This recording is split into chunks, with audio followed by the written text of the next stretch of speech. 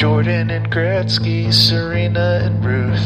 Remembering great ones is easy to do. But what about the no-names who spent their whole lives long snapping footballs and catching sack flies? They're guys, remember that guy. Remember that guy, remember that guy, remember that guy, remember that guy. They're just gonna remember some guys now. We are humbled by age in preparation for the great insult of death. But there are those who stand immortal, not through the grace of heaven, but through their own triumph. I speak of Remember That Guy, the show where we mine our memories for nuggets of nostalgia about peripheral players, past and present. Hey there, folks, it's me, one of your hosts, James, and I am here by someone who is formed by the shards of shattered angels. The Angels are very shattered, but we are back together again. It is great to be back. Diaz with you once again. We have a very special guest. He is the person who rules over that third place. It's not heaven. It's not hell. It is in between. Please introduce yourself. Yeah, it is Philadelphia. You know, we're kind of in that spot right now. There's trash everywhere, but we still love it. I think Philly can be purgatory. I think if we were to find out in 20 years that our lives were like not actually real and we were just in purgatory being tested, I think that would make sense. I could see that. Purgatory is permanently wondering if Joel Embiid's knee is going to be healthy this season. I think that's exactly how Dante Alighieri put it. Diaz, Joel Embiid's knee, as far as I know, not particularly in the news right now. I wonder if there is anything in the news currently that is making memories for you this week. Well, we teased it last week. The update now does unfortunately come that the Annapolis Blues women's team have been eliminated from the playoffs in the round of 8. But it honestly, of 3 years of doing Blues between both the men's and the women's teams, I'm going to say this was the second best game. The male Blues went to overtime or went to extra time in their first year in a playoff game. They went down. They equalized literally on the last kick of the game with a 30-yard volley. This is one of the ones I have like watched in its entirety because you just happened to be texting me at night when I was free. What was I watching that on Facebook? What was the link that you sent me to view that game on? It was, the first year we did it to Facebook Live on the Annapolis Blues official Facebook page. The second year we got with a regional distribution. We were on Monumental Sports Network, which is like DMV, DC area sports. This year, we're on NBC Sports Engine, which is like kind of like their version of ESPN Plus.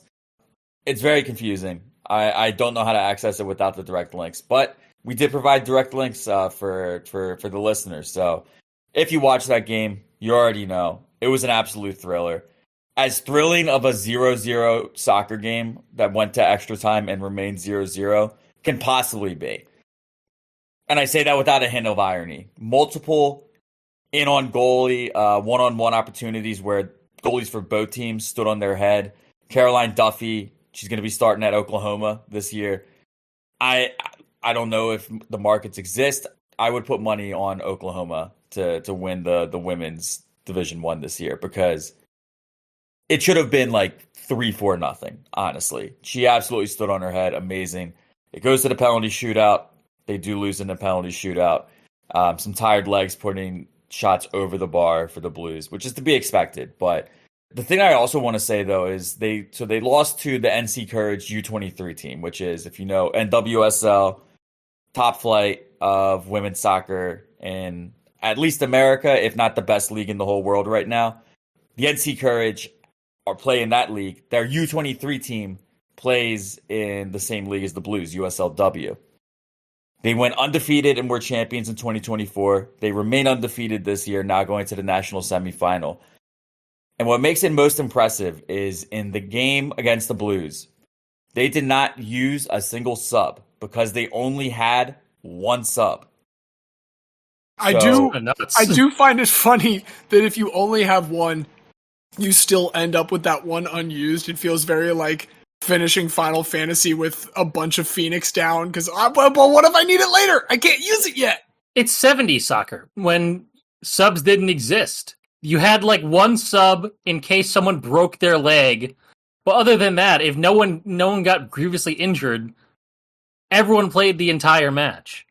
Well, and that's kind of what we ended up theorizing in the control room. Like, why have they not used the sub yet in the extra time? Or why did they not use it in the 80th minute? And what we settled on was, if you make that sub and then somebody gets hurt, then you're really screwed. But if you just keep it in your pocket, at least, incredibly fatigued players are still players that can play. Incredibly injured players are not ones that can play. The sub was the team manager, and they just put them on the bench just as super emergency, or they pulled someone from the crowd like the fucking emergency goalies in hockey. I wouldn't have put it past them, but it was to have to play 120 minutes 2 days after you just played 90 and to still hold on to be able to possibly defend their title. An incredible performance from the NC Courage U23 team, but a season to remember for the Annapolis women. For the men, it's not quite done yet. They have 3 games left, and we're at that part where it's like, okay, if they win all their games and these two teams lose a game and they make up the goal difference, they can still make it. We are at the not yet mathematically eliminated portion of the season for the men. I got to call my coworker, who, as we know, played for the Blues, see if he's keeping an eye on how everything's going. Well, dude, I mean, tell him to get back down there ASAP because they play. We're recording on Tuesday the 8th. They're going to play a full game on the 9th against one of the teams ahead of them in the table. They are going to resume a game that was abandoned in the 32nd minute for Lightning the next day. So back-to-back days with games. And then they have 1 day off before they have the regular season finale on Saturday. So, in effect, 240-ish minutes of soccer that they're going to play across 4 days. Ridiculous. They need the legs. Tell your boy to get down there, Xavier. The Blues need reinforcements. I might be ready to come on down on Saturday if they need me. Once I click go on the clock for the graphic, otherwise, they can figure it out. Somebody else can hit goal. If they need me, I'm ready to be called into action. You just set up the graphics equivalent of a soundboard, and they take it from there. Speaking of keeping things rolling right along, Xavier, what is it that you've got this week that is making memories for you? I got 2 things. One is a small one of I'm happy that we have Americans in the semifinals of Wimbledon on both parts of the draw. We have Taylor Fritz in the men's semis and Amanda Anisimova in the women's. I've been watching a ton of Wimbledon recently. But the real thing, and this is kind of tenuous, but we've talked about horse racing on this podcast before. There is a new game. It's technically old-ish. It was out in Japan for a long time, but it just came out in America in the past week and a half that has gone viral, and it's about horse racing. But it's not just horse racing. This game is called Umamusume Pretty Derby. And this is a Japanese media property that is a world that does not have horses. It is essentially identical to our own, except there are no horses. Instead, there are random births in Japan where the spirit of a great racehorse from our world is reincarnated as an anime girl in that world. And they all have... They keep the horse names. So, Silence Suzuka is one of the names, or Special Week, and they're all real horse names, and they're all the reincarnations of these real Japanese racehorses. And this is the most popular video game on Steam right now, just training anime horse girls to race each other. Is there a Kawaii Secretariat? Is that what we're getting at? No, there's no Secretariat because that's not a Japanese horse. But okay, so it's exclusive. Okay. It's pretty exclusively Japanese horses, but I can read off some of the names. I mean, I already given you a couple. I don't think I need to do that. Is it the same deal where like it is because for the Japanese Thoroughbred Association, whatever that may be, you can't repeat the same name? Like, are we working under all the same naming pretexts as we would here in the United States or in like England? Yes, we are working under that. It's like it's ridiculous because they've put so much into the game that it actually is like a legitimately fun game. I played it on the Steam Deck for 3 hours last night while the baby was sleeping on me. And there's a YouTuber tournament doing it right now. But it's so funny because it's just, they mix like all the things you actually have to train with horse racing, but with like, you're a trainer at a academy for horse girls and you have to like balance them learning speed and learning different track types and different track lengths with also just going to school and, you know, not being depressed, because you can make them depressed if you work them too hard. Is there ketamine in the game? I haven't found that part yet, but there are special trainings if you develop support with a high enough character or a high enough support with a character. So, you know, maybe there could be. But I have a feeling that drugs are not going to be the objectionable material in those special trainings. Yeah, look up Umamusume Pretty Derby. It's free on Steam and on iOS, and it's actually like legitimately fun. I don't know what I was expecting from you this week, Xavier, but I don't think it was that. Thank you for informing us of that. I gotta keep you guessing. You zagged on us. Speaking of people that have zagged on us, are you all familiar with Sammy White? I feel like I should be, but I don't know. This is a lacrosse player, primarily Sammy White. She is a star defender for the Northwestern Wildcats team. And just recently, she has made the news. For the record, should clarify, Northwestern Wildcats, very good lacrosse program. She made the Final Four all 4 of her years there. She won 1 title with them in 2023. Several like all Big Ten academic selections, etc. Very good defender for the team. But like I said there, 4 years. She's run up at the end of her eligibility. And so the reason that Sammy White is noteworthy right now is she is remaining at Northwestern to play 1 more season, but she will not be playing lacrosse. She will be joining the women's basketball team.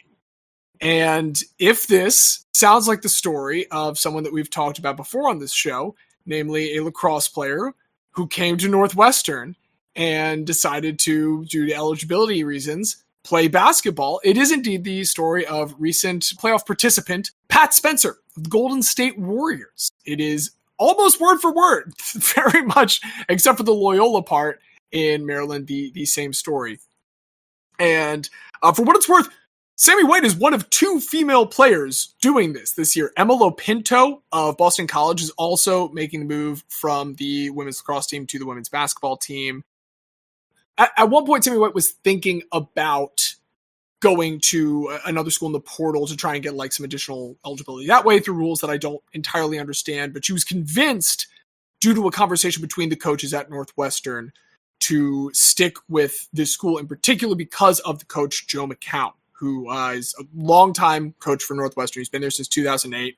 And this is, as he's announced, going to be his final season. The 69-year-old, nice. He is 23 wins shy in his career of 800 total. And 23 is a total he has reached twice. He got exactly 23 in 2014, 2015. 26 in 2019, 2020 before that season got canceled.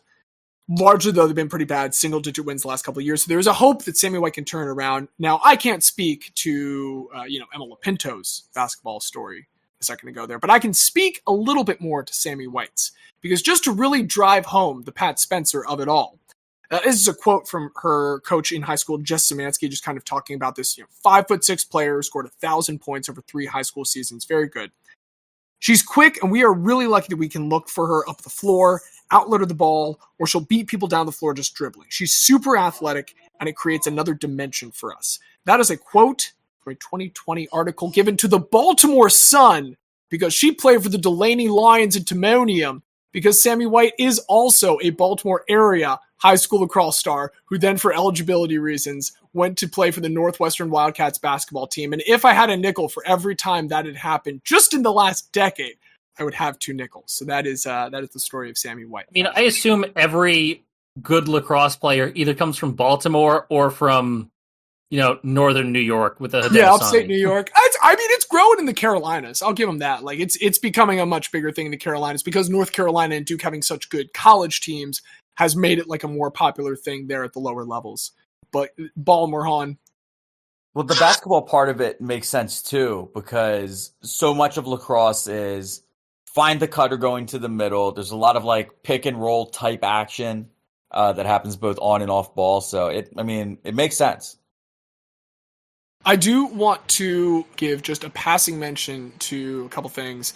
The New York City Football Club has a giant 700-pound inflatable pigeon that they're floating around the river to promote their new stadium coming up in Queens. I think that's just delightful. I hate to give it to them because I hate them, but that is very funny. It's such a good looking pigeon too. They just did a really good pigeon design. It's very satisfying to look at. I dislike it because it takes one of their the negative nicknames that we have for them, and they embrace it and make it fun. So I dislike that part. They also zagged on the pigeons anymore if they enjoy it. Also, you should be watching Tour de France right now. It's incredible. This is, like Diaz said, Tuesday, July 8th. Poggi just won his first stage today. Pogacar, one of the greatest bikers ever, easily the greatest cyclist right now. It is interesting. There's a Jerry Seinfeld thing about rooting for laundry as rooting for sports teams. It is interesting how laundry still comes into play in the Tour de France because very specifically, there had been some talk the day before about why one of his teammates ended up taking the lead currently in the mountains classification. Because, we've got the yellow jersey, but we've also got the polka dot jersey, which you get for the mountains classification. And they didn't really go for that. That was not a stage they thought today was going to win. They thought he might win this one. And so they wanted him to be, of course, wearing the rainbow jersey because he's the world champion last year. So he's got a whole different jersey just to wear at all times. And he was able to wear the rainbow jersey in the stage where he recaptured the yellow jersey for his 100th ever one-day win, this being a stage win. Today, Pogacar was just very, very good. You should be watching the tour. Hey, though, I do still have one quick game, though I want to play as a lead into what we've got today. Do you guys want to play Backyard Fakeball? I love it. Yes. I think I know where we're going, and I think I'm going to be really good at this. Okay, let's see. Backyard Fakeball, the 2001 Backyard Baseball released today on Steam, on mobile, not on Switch yet. Yeah, it did. Shit. Oh, okay, I'm buying shit, it. I lost. Yeah, fuck. We've lost Xavier for the rest of the episode. No, I'll be here still.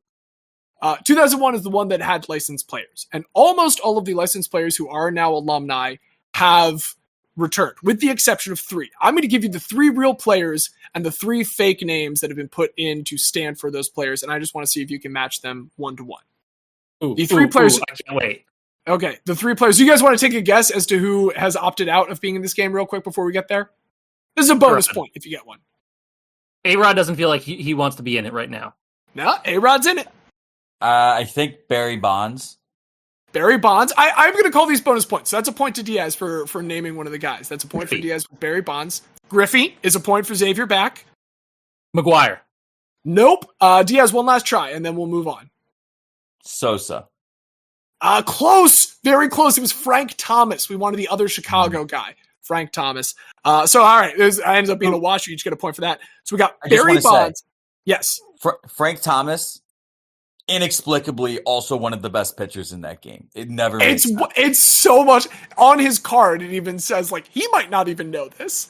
And that's, one of the stats they use to identify these players. But let's see if you can get who the fakes are. So we got Barry Bonds, Ken Griffey Jr., and Frank Thomas, who are not in the game.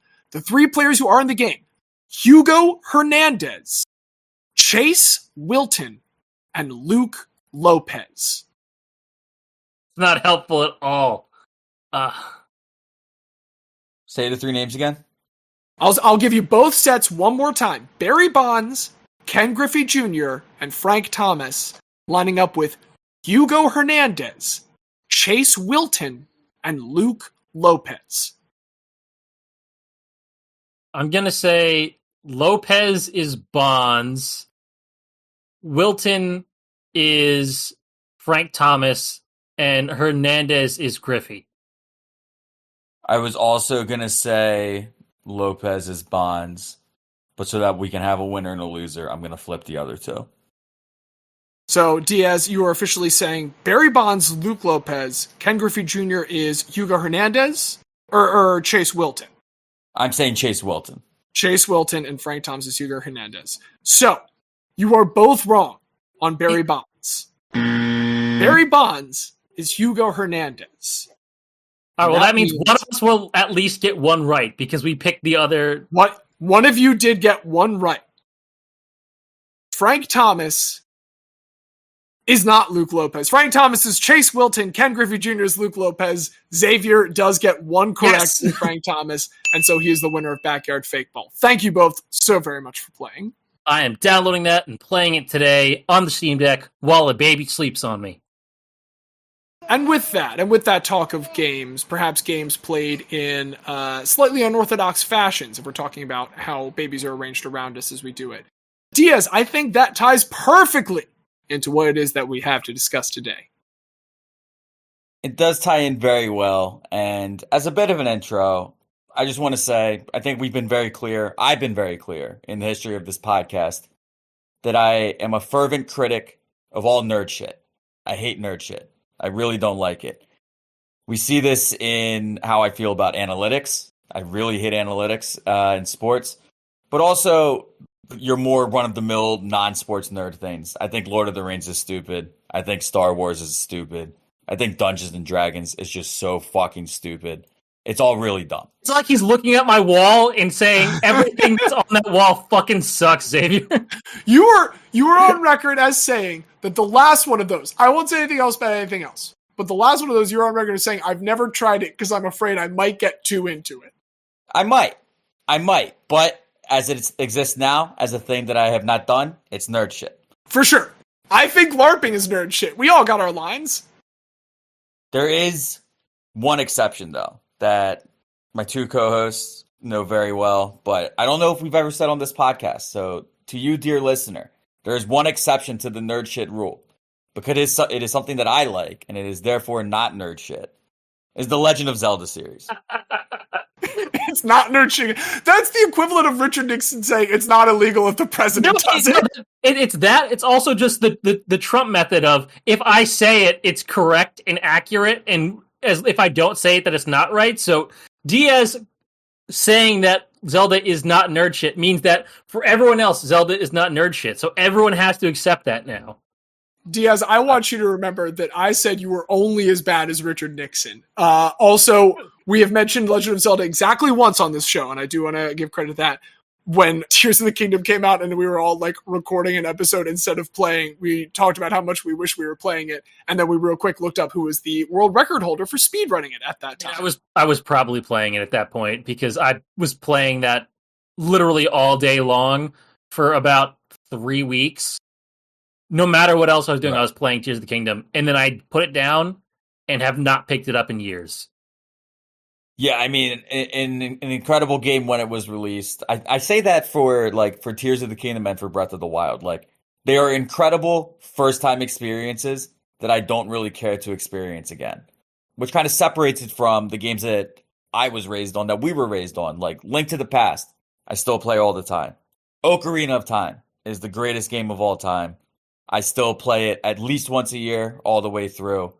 But just real quickly with Tears of the Kingdom, because I do want to play a quick game. Surprise round of 69 or 420. Amount of hours I spent playing Tears of the Kingdom. I know I played less than 200. I think you played more than I did. I'm going to stick with 69. I'm also going to stick with 69 because I played 83. And I assume you played at least twice what I did, maybe 3 times, but even that would still be closer to 69. It came in at 220, according to real close. The Switch profile. A lot closer than I thought. It did get close there. 200. That extra 20 is meaningful. No, it is, but like it's also important to remember. I played this 220 hours at a leisurely pace, enjoying it as I went, not really in any sort of rush. But I contrast this to, there was one time of the probably 25, 30 times that I've beaten Ocarina of Time. There's one time that I committed to doing a speed run. I started the game, at 7 a.m. in the morning. I was not going to stop playing until I had beaten the game. It was at about 1 a.m. that I finally finished. It took me about 18 hours to get through the whole game. Not doing any side quests, anything like that. Just get through the base game. It took me 18 hours. The guy that I want to talk about today can beat Ocarina of Time just a little bit faster. His record time is 4 minutes and 34 seconds to beat The Legend of Zelda Ocarina of Time. More impressive, though, is that he was the first to ever complete 100% of the game. That's all collectibles, all skulltulas, all dungeons, all heart pieces, all like your quiver upgrades, to max capacity. To do all of that, he was the first to ever complete 100% of the game in under 4 hours. He is still the current world record holder for 100% of Ocarina of Time with a time of 3 hours and 39 minutes, now knocking on the 3-hour threshold. He is my most watched YouTube channel over the past 5 years, and my guy this week, ZFG. I love this. I'm so excited. Yeah, could you spell that for us one more time? Yes, it's ZFG. And as you may gather, it is an acronym. It stands for Zelda Freak Glitcha. ZFG. Isn't that great? That's very good. And that one I am going to clarify the spelling. That is spelled with an A at the end there, right? Is it an AH even? No. Just an A. Glitch with an A on the end. Zelda Freak Glitcha. Born August 18th, 1994 in California. Don't know what his legally born name was. Don't care to know it. He's ZFG. That's simply who he is. And before we can dive into what makes him so great, we need to first have a little bit of a Ocarina of Time speedrunning 101 so that we know some key terms and some key things that are being used. First of all, as the name implies, Zelda Freak Glitcha, he is using glitches. He's not playing the game in the same way that you or I might if we boot it right up. Through using a wide array of glitches, he is able to perform certain parts of the game much faster than you or I. He's able to skip over certain parts of the game entirely. And these glitches depend on a couple different things. The first thing that's probably easiest to understand is it relies on a lot of frame-perfect movements. Ocarina of Time, as an N64 game, was coded, animated, all of its triggers are based on 20 frames per second. So when we talk about a frame-perfect movement, it means that on the exact right frame, he is executing either a sword slash, an action, a move, a bomb explosion, on an exactly perfect frame. And if we think 20 frames per second, 1 second, we're talking about a margin of error of 0.05 on any of these movements that he's trying to execute. Just real quickly, another game for the two of you. I assume you have some sort of stopwatch app on your phone. Pull it up and try to stop it at exactly 5 seconds and tell me how close you get. Okay. That was too early. 4.85. Xavier's off by 3 whole frames. 5.1. Damn. And James off by 2 frames. So, and again, that's not bad. That's pretty good for a normal human. Zelda it's almost like we do play a good amount of Zelda, but not a freakish amount of Zelda. Not a freakish amount, exactly. And, just that as a little example of how incredibly precise this is when we're talking about a margin of 0.05 to execute whatever action you want to do. Another thing that you need to know about to understand Zelda speedrunning is stale reference manipulation. This is known as SRM. This involves literally manipulating the code in the base game. As an example, let's say that you trigger a door to lock on the same frame that you attempt to open it. You are now creating a state in which the game both acknowledges that you are trapped in this room, but because the door animation went, it thinks you are now outside of it. This will cause certain things that are in the room to either animate differently or to not animate at all. So, for example, there might be a chest that is only rendered when you are in the room. That chest is now gone. Or that chest might now contain a different item because it's referencing from a different room than it thinks that you're in. That probably doesn't make a lot of sense, but basically, you cause two things to happen at once. The game now gets confused between those two things. This now allows you to not only have that, but you can also then manipulate the memory of the game to try to force it to generate certain items or to enact certain cutscenes before they normally would, because it's referencing a now stale code. Man, this glitches is are insane. Like, I mean, this particular one is like unironically just a manifestation of the multiverse. You've stepped into a place where this wasn't supposed to happen, and it's trying to fill that in by taking the gaps of other things available in its memory, aka the universe. did I send you guys the Point Crow video from last week about can I beat Tears of the Kingdom using only bombs? Because he had to do something like this. Because if you remember, starting Tears of the Kingdom, in the intro, you have to fight the police with the sword, and then when you wake up in the Room of Awakening, there is vines that you're supposed to chop down, and you can't do anything at that point. So what he had to do was have a different save, because you could have a auto save from one game and a manual save from the other, because otherwise you can only have one save in the game. And so he had to set up a whole system where he got a bomb combined with a shield, glitched the game into thinking that he was holding them, jumped into the side of a wall with the bomb, and the bomb would appear in the other save in the game, and he could pick up the bomb there and throw it, and then progress that way until he got out of it. And it's just like, I have no idea how you even come up with this shit, and yet speedrunners find it all the time. It's incredible to me. Right. Well, and I mean, that's a perfect segue, Xavier, because that's what I wanted to bring up. It's not like Nintendo sent out a manual with these things that said, hey, if you want to break our game and if you want to do these crazy glitches, this is how you do it. This is how you set it up.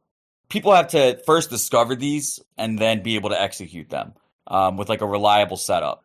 Because a lot of the tricks are also dependent on being at an incredibly specific XY coordinate within a room. Like an average room might have, say, an 1,000 by 1,000 pixel orientation, and you need to be in exactly the right location to be able to execute this glitch on exactly the right frame. It requires an incredible amount of precision, not just in the timing, but also in the physically where you are in the game. So, now that we have those basics down, we can start to get into what makes ZFG so great. So first of all, as an example of SRM, he was the first to discover and to use in a speed run what is known as the Ganon door glitch. And if you played Ocarina of Time, the first 30 minutes aren't going to be very different from how you or I might play it. You have to get the 40 rupees to be able to buy the Deku Shield, and you have to find the Kokiri Sword to be able to get past Mido, to get into the Great Deku Tree, and to enter the game's first dungeon. Progresses through the dungeon, largely the same. Goes up, you get the slingshot, you go down, you go 2-3-1 on the Deku Scrubs right outside of Goma's room. You get in, you defeat Goma. All of that, largely the same. He's still doing it faster and better than us, but it's recognizable. What he then will do is, in an example of SRM, he will take the Deku Nuts that are equipped, and if he throws one exactly as he enters the blue warp panel to warp back out of the Deku Tree, if you throw a Deku Nut on the exact same frame, it will trigger, the sound of you leaving, but you will still be in the room. He can then use the Deku Nuts to act as an ocarina to essentially wait for the animation, the warp out sound and timing to time out. Now the room is in one of those SRM states that we talked about. By then going to an incredibly specific pixel on the door in which you entered, because it locks and shuts behind you, it creates a very small opening for you to get through to then be able to open the door again. And in doing all of this, normally when you animate out, it triggers the cutscene of the Great Deku Tree talking to you. He gives you the creation story of Hyrule. He dies, he gives you a stone, you go on. In doing all of this, it causes the game to reference the cutscene directly previous to that in the game's memory. The cutscene directly before the first cutscene in the game's memory is the last cutscene. You load immediately to Ganondorf dying, going down, and then you and Zelda running down to try to escape the castle. Except now you're a child who has somehow gone forward 7 years in time, and now you're able to complete the game. So I'm glad you said that this isn't nerd shit because you like it, because I also like it, which means that usually it's nerd shit. So I'm glad you made this clarification at the beginning. It's definitely not nerd shit. So when you get to the escape from Ganondorf's tower prior to the Ganon fight, are you still young Link? Just to make sure I've got my visuals correct. Yeah. Okay. You are so young you were Link. completing the game as young Link with like fucking 4 hearts, I guess. Yeah. And it's funny because like the cutscene still goes, but like all the camera angles are set based on, adult Link's height. Based on his proportions. So it's so like it'll be like a dramatic shot of Link and you just see like his little green cap barely sticking up into the frame. It's Eddie Geidel trying to fit in the strike zone. Exactly. It is exactly Eddie Geidel, taking on, the holder of the Triforce of Power, the most evil man in the whole world.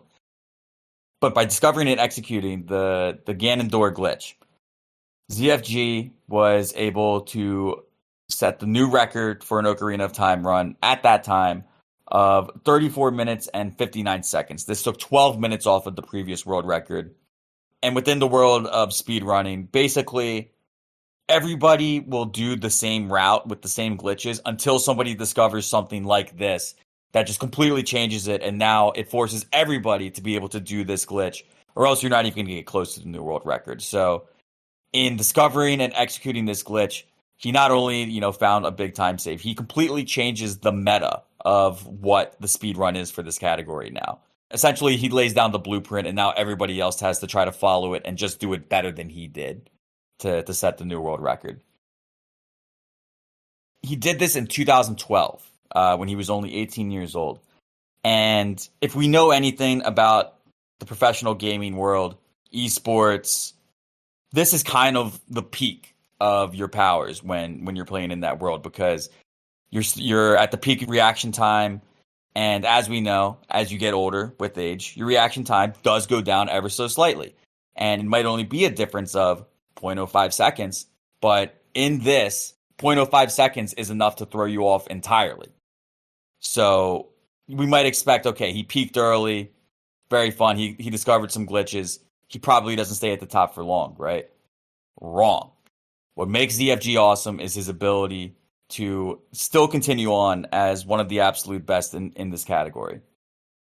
In 2018 was when he first broke that 4-hour barrier for a 100% run of Ocarina of Time.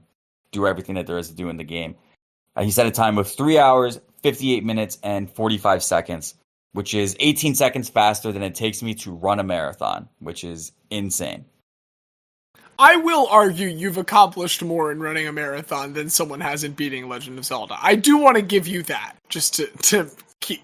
I appreciate it, but it's still just like a bonkers thing to me that like, oh yeah, this game that is like the entirety of my childhood, this guy's able to beat everything in it in the same amount of time that I run a marathon. And as we Twitch stream your next marathon so that, then we can get you on the leaderboards. I think we can get up there. Yeah, my 18-hour time I don't think would get me too high on the speedrun tables, but it would get me on there. I would technically be on I'm at the marathon. Twitch stream yourself while running the marathon. I think we can do that. We can figure out something there. But so he in 2018, when he was 24 years old, post prime, most would say, for a speedrunner, he sets that, and after being the first to break the 4-hour barrier, he kind of takes some time off from it. Comes back in 2020 at the age of 26, and he reestablishes the record at 3 hours, 43 minutes, and 44 seconds, and he did not stop there. Throughout the entirety of 2020, he knocked off 43 more minutes from that new record, and he still holds, to this day, the SRM 100% speed run at 3 hours and 39 seconds. First off, it is mind-boggling to me that people have been, obviously it's a monumental achievement. It does seem like it would drive me up the fucking wall if I was that close to getting sub 3 hour, and according to you, have not been able to surpass it since then. But even more than like, that's, I know you're saying some insane times for the, like, just beating it overall with whatever glitches time. That kind of time for 100%, even with glitches, is always going to be the more truly out of the world spectacular accomplishment to me. Like, to do everything in that game, even with whatever tricks you gotta find, in 3 fucking hours, man. That you're talking about some nerd shit. That's shorter than just the normal version of Lord of the Rings Return of the King. That doesn't even require a director's cut. Well, I mean, also think of it this way. Like, for the any percent world record, which currently sits at about 3 minutes, 30 seconds, and ZFG does not hold that anymore. We're talking really about like 5 or 6 glitches that you have to execute to be able to do that. And still very difficult ones to execute, require that incredible precision we talked about. But when we're talking about the 100%, we're talking about a 3-hour run. That is 3 hours of perfect inputting and, frame perfect for 3 hours straight. Incredibly impressive. But when you hear about this SRM, if you think that's like a little too glitchy, you're still not playing the real game. There's also a no SRM category of Zelda speedrunning where, you will still find different ways to get places faster than you're supposed to, but you're not benefiting from that literal manipulation of the code of the game. Within that category, he still in that same 2020 run set the no SRM record, beating the game in 3 hours, 48 minutes, and 47 seconds. That record stood for 4 years until it was broken by Axel Larsen in 2024. And just a couple of months after that, Glitchymon broke Axel Larsen's record. God, I love speedrunners' names. I always think about Green Suigi, who is the Mario 64 like best speedrunner ever. I'm like, yeah, I just talk about how great Green Suigi is. Yeah, it's just fun to say. Put a pin in this game idea for the future. Speedrunner name or thoroughbred horse name? Squeaks. I do like that. I think we have something there. But the time that ZFG set still sits third on the no SRM leaderboard, and again, he does still hold the world record for the SRM category, which is, I guess if you want to be pedantic, it is the true fastest 100% is the SRM category. So he still holds that. But all of this has just been talking about ZFG's greatness. We haven't really talked about his guyness yet. And what I think makes ZFG a guy of a speedrunner and a guy of a streamer is, I think we all have the kind of stereotype of a Twitch streamer in our head. If he's playing a game, he has his face superimposed in the corner. He's yell screaming about everything. 12 out of 10 on the emotional scale. Sometimes feels performative. ZFG could not be more the opposite of this. ZFG is so not about himself that it was like a big deal in the community when he did a face reveal. And he's just a normal looking guy. There's nothing really special about it. His voice, if you watch any of his streams, it is almost to a T Tina from Bob's Burgers. So I'm in this weird state where, like, I'm kind of supposed to be opening the chest, and this causes this weird glitch where Link kind of, if I try to do a slide hop or backflip, Link kind of does this weird jump. It's not that interesting alone, though, but it has an interesting property if I do it when I die, because I can just keep doing it. Not a ton of inflection, kind of like run-on sentency, but when ZFG is commentating on his own runs, he's like, run-on sentency is not the right way to talk about it. Like, the reason why I love ZFG's channel is he will, in very much, as much of layman's terms as you possibly can, explain the glitches that he's doing as he executes them. Like, you might wonder why I'm doing 5 backflips and then a forward sword slash right now. Because a backwards flip will take you 25 pixels and 15 frames. So if I do 5 of them, then I'll know it'll be at this point. And then when I do this forward sword slash, it will then give me the infinite sword glitch, which will allow me to just run around and kill enemies. He'll break everything down in very simple terms like that. the John Madden, not the Telestrator. Now you see here, man. No, I mean, truly, yeah. Like it has the affability of a John Madden, and yeah, the fact that he's breaking it down for everybody. He's also just like a voice for the general Nintendo fan community. You may remember when the N64 Virtual Console was added to Switch. A lot of people were talking about the performance issues with it at first, and not really getting a lot of response from Nintendo.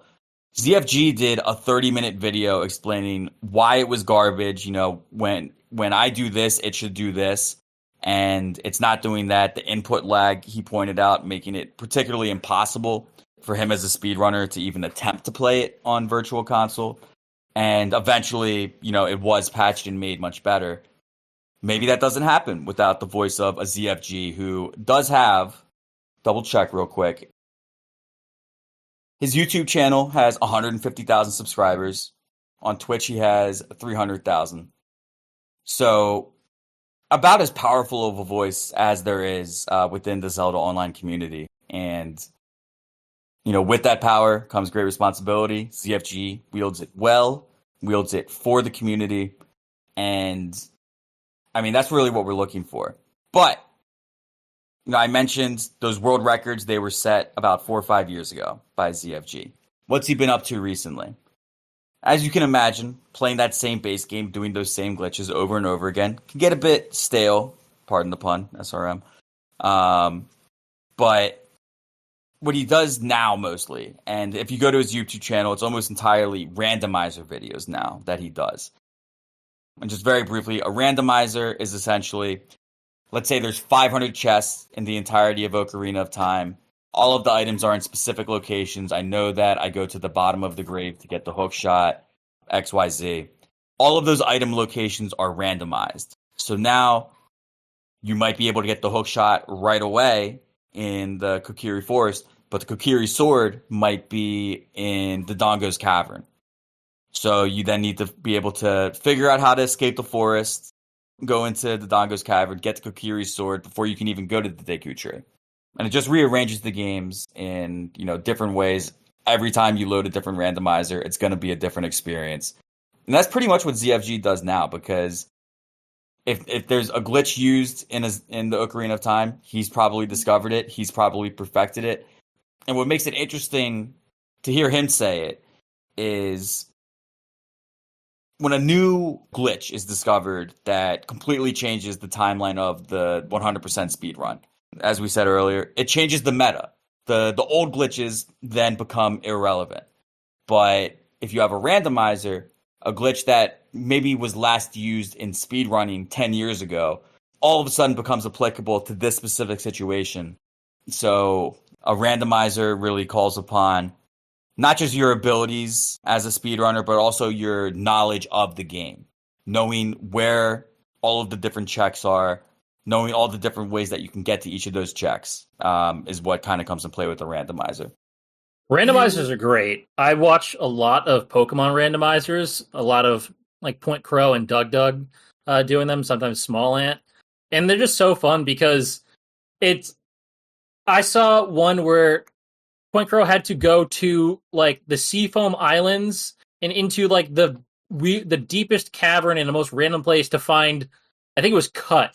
So he could actually progress in the game because it like everything could be anywhere. It's so fun seeing how the randomizers work because it can really make for some like messed up gameplay.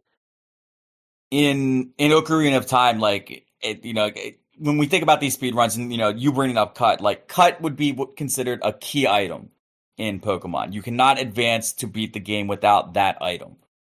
So in Ocarina of Time, we have the Master Sword. The Master Sword needs to be the weapon to deal the final blow to Ganondorf. You need to have the light arrows. You need the Master Sword to beat Ganon.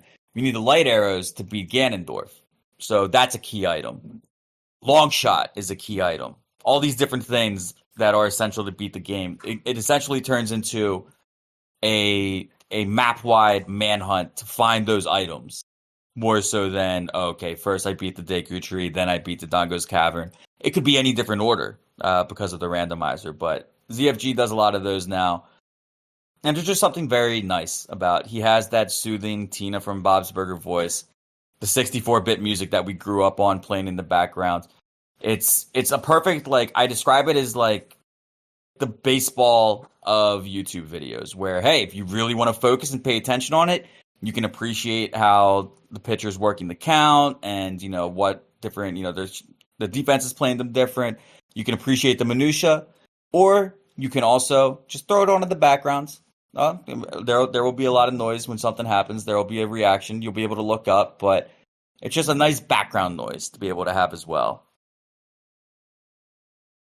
In closing, ZFG's YouTube channel, absolutely my favorite to watch. Definitely the one that I spend the most time watching. And as we see out this season of Game-Breaking Guys, I can't think of anybody better to bring up than the guy that broke the game that the three of us love so much in so many ways that have transformed the way that it is played in the speedrunning community and discovering just all these different secrets about an absolute classic of a video game. I can't think of anybody better to bring up as a game-breaking guy than Zelda Freak Glitcha ZFG. Love it. Absolutely incredible. How better to have a game-breaking guy than a guy who literally broke a game? I love taking things literally, especially when it leads to a fun presentation like this one, Diaz. So I wrote in my notes really early on this little bit that says finesse versus brute force, because that was the first thought that I kind of had as you were going through this recap of the concept of speedrunning, because I was thinking about how it requires credible finesse when you were talking about the minutia of specific inputs and specific pixels and all of that.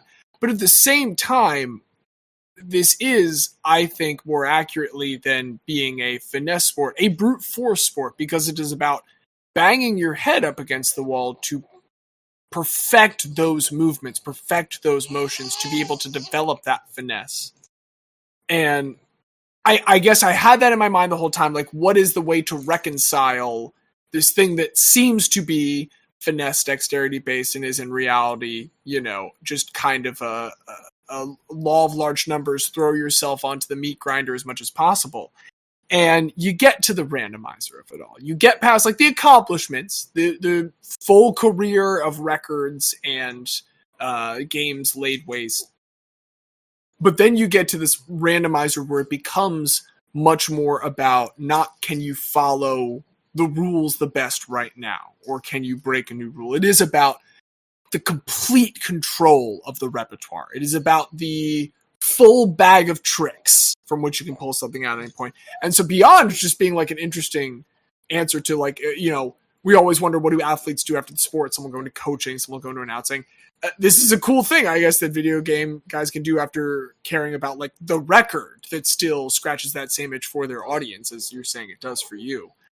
And more than that, it is interesting to see this kind of display of skill that I think at times gets wiped out by the focus on the records in speedrunning, and in that being one of like the primary ways that this medium that we all enjoy gets competed or gets turned into a competition. All this to say, loved it. Yeah, I mean, I encourage both of you, and I encourage all of the listeners, even if you don't give a shit about Ocarina of Time. It's just a calm voice with some calm music to have in the background. The best is, so like, not only like, you know, all the game elements get randomized, but you can also randomize like the sound fonts and everything. Every randomizer, you know, like the cuckoo noise ends up being something different. Some of the, like, I have never laughed harder than one time it was randomized to be, I forget the name of the piece of shit guy at Lon Lon Ranch, but the yelp that he gives when he's about to like whack his horse to start the race. Imagine that as a cuckoo noise. That's funny. Impo or something like that. Ingo. That was it. And folks, remember, this isn't nerd shit. It's not. It's really not. I said so. We covered that at the top. It's not nerd shit. This show is not nerd shit. And you can listen as intently or not intently as you want. If you put us on in the background, that's fine. We're happy to know that we were here for you. But we can only be there for you with the help of a few people that we would like to thank. Thank you to producer Craig and the coders behind him for making this recording possible. And thank you to musical director Don Ham for that lovely theme music. Thank you to Diaz and Xavier for indulging us once again in one of these grander discussions of game-breaking guys, and we will figure out what exactly it is that we do to determine who of these 9 get into the hall next week. So I'm sure you will want to tune in. I'm sure you'll want to be able to be the first to know when we find out who our new inductees are.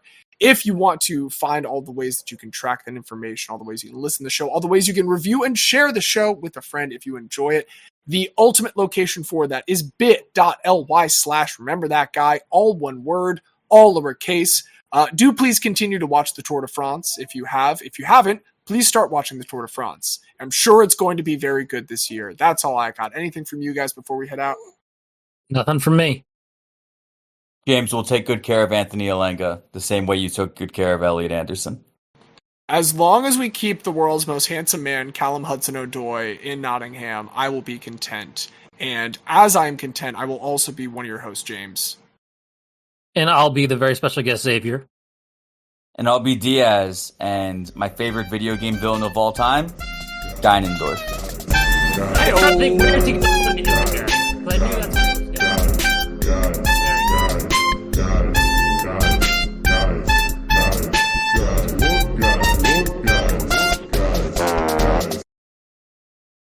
I got the call from Men's Warehouse that my custom suit is ready. I just won't be able to go pick it up until this weekend. Should I not wear a kilt to your wedding? Is your wedding the kind of place where a kilt would not be chill? Because I can respect that. If not, it's just in my head like, well, that's my wedding kilt now, and that's how I squeeze money out of the value of the wedding kilt, is I just keep wearing it to other people's weddings. Let me think about that and talk about it with Jocelyn. Neither of us would be bothered at all. She has very conservative family. There's a reason I'm asking.